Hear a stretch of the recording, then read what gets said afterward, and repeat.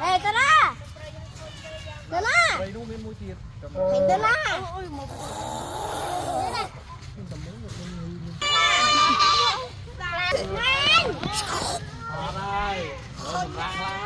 Ê.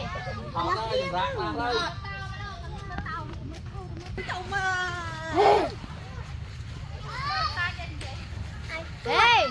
Admin AC. Anh đâu mà anh. Ê.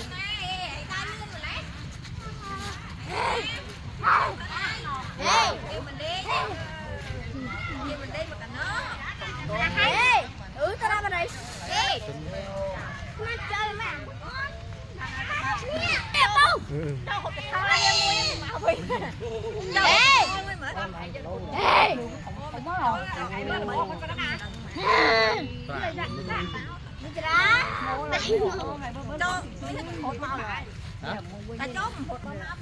Mở hai bữa ca.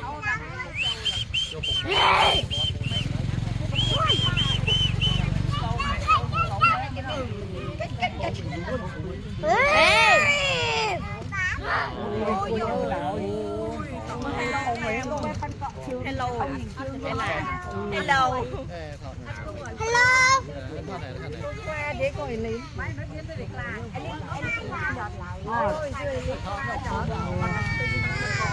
Ma con ma.